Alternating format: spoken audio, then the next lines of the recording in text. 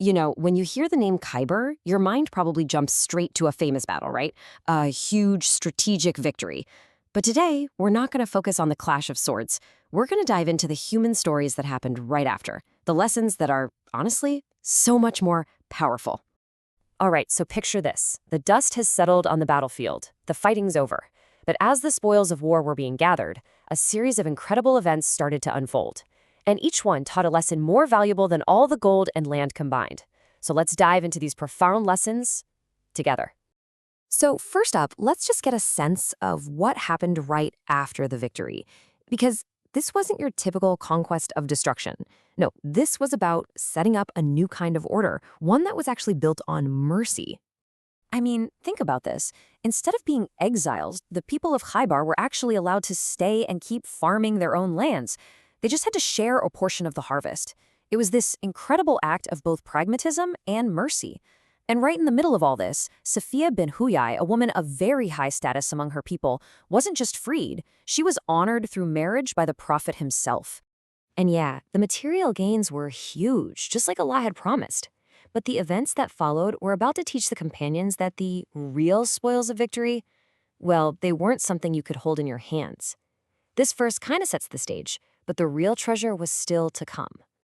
This first story, wow, it's something else. It's about a man whose intentions were so pure, so focused, that he completely rejected the very idea of getting a reward here on earth.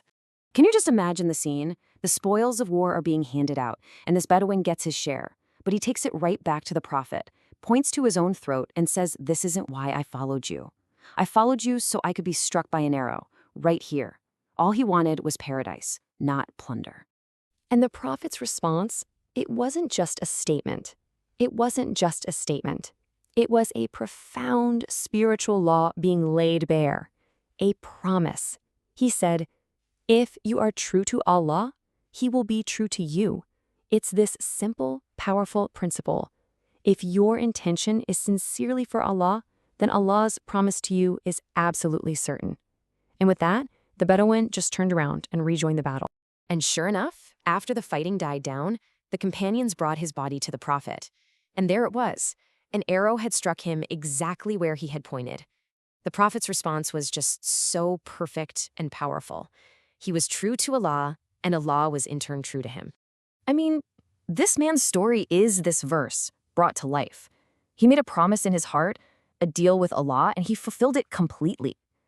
It just hammers home the point that our sincerity, the why behind what we do, is what truly matters in the sight of God.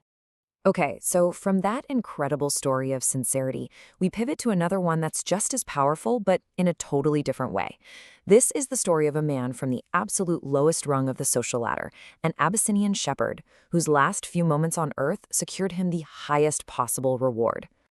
This shepherd's journey is just unbelievable. He's a slave. He hears the message of Islam for the very first time right before the battle, and he accepts it on the spot. But what's his first concern? The sheep he was entrusted with. The prophet tells him to fulfill his trust, which he does. He then jumps into the fight and is martyred, get this, without ever having performed a single formal prayer in his life. And yet, the prophet later confirmed that he saw that very man in paradise. But here's where it gets really intense. On that exact same battlefield, there's another man. A guy who, on the surface, looked like the perfect warrior. But his story, it's a critical, stark warning for all of us. So you've got this wild contrast, right? On one side, the shepherd, a slave, a brand new convert, dies before his first prayer, and he's promised paradise. On the other side, you've got this warrior who everyone is praising for his bravery. He fought so fiercely, people were in awe of him. But the prophet had warned that this man was destined for the hellfire. Why? Because when he got wounded, the pain became too much for him to bear. He couldn't take it. He took his own sword and ended his own life. All those outward actions meant absolutely nothing when his inner patience and trust in Allah just crumbled. And this all ties back to a crucial principle in the Quran. Patience, especially when you're suffering, is its own form of worship. That warrior's bravery in the heat of battle was completely canceled out by his despair in the face of hardship. It's a huge reminder that our journey of faith isn't over until our very last breath. And you'd think that would be enough, right? But Khaibar wasn't done teaching lessons.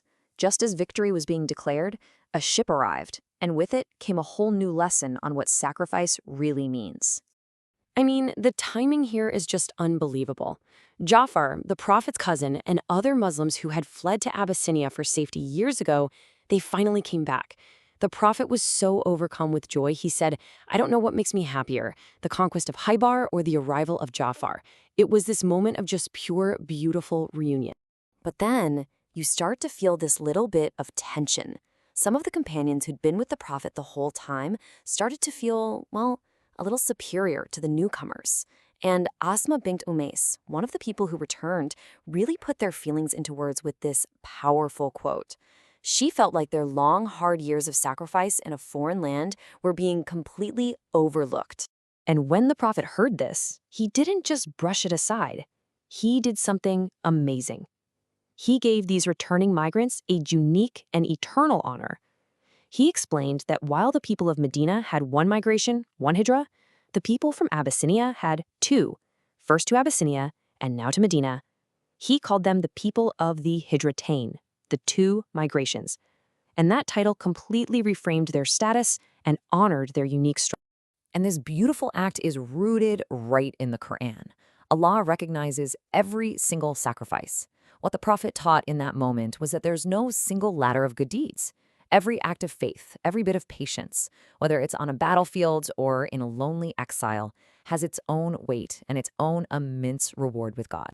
So what's the big picture here? When you pull all of these different threads together, what do you see? You see that the true spoils of Khaibar, they weren't the dates or the fortresses. They were these timeless lessons in what it means to have faith.